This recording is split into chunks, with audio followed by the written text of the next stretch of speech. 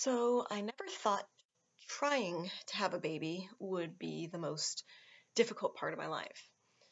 Having a baby is supposed to be easy. Raising them is supposed to be difficult, but actually creating that life is supposed to be easy.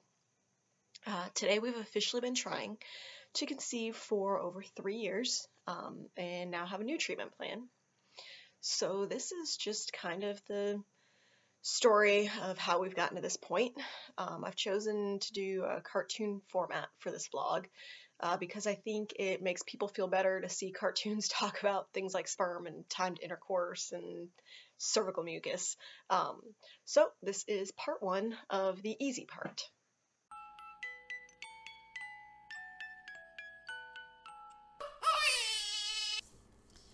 The past few years have been a never-ending roller coaster of excitement, disappointment, anger, fear. Unfortunately, our story is the same as many couples. I've had many surprises over the last few years, the biggest being that once you begin to talk openly about your infertility, people begin to tell you their stories. Every few weeks it seems to come up in conversation, on Facebook messages, phone calls from people I'd never known faced fertility issues. Once during an annual non-fertility related appointment, the doctor read the medications I was on and immediately began telling me about how him and his wife conceived twins after 2 rounds of Clomid.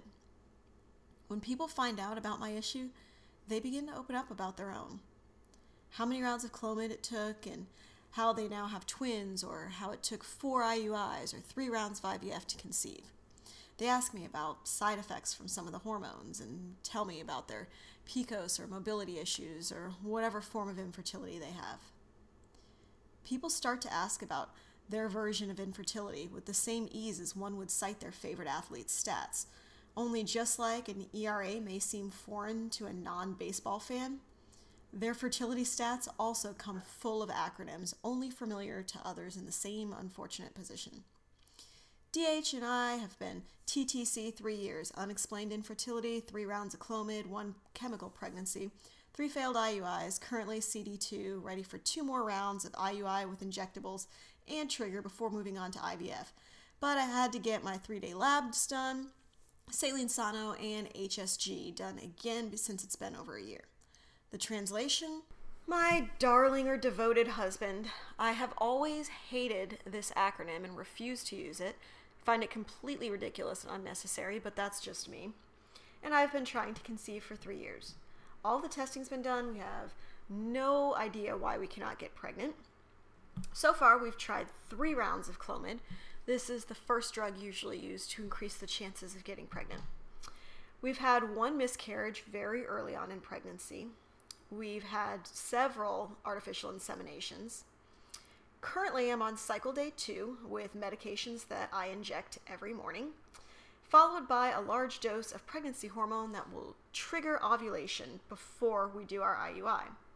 Before moving on to in vitro fertilization, but I have to update my baseline labs. The struggle to have a baby isn't something that I've ever kept secret from anyone on my Facebook or in my general circle of friends or acquaintances.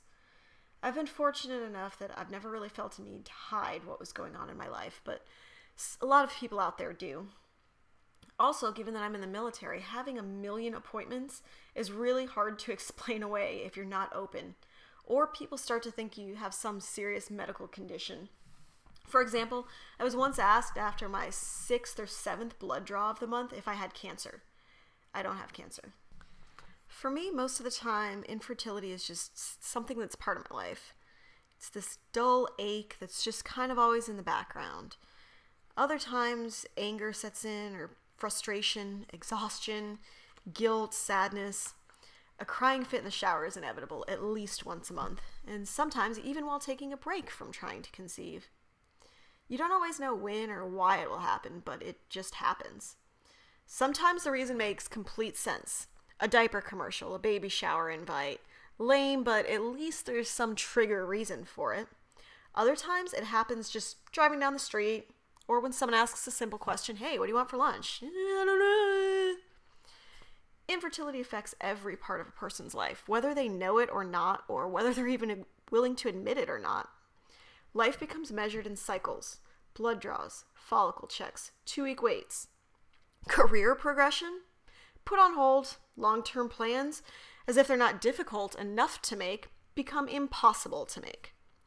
Socially, people begin to look at you with pity or say things like, I can't imagine what you're going through. And I still haven't decided if it's better or worse than the horrible fertility advice everyone wants to give you. Currently, we're scheduled to start IVF in September. We'll continue IUIs between now and then.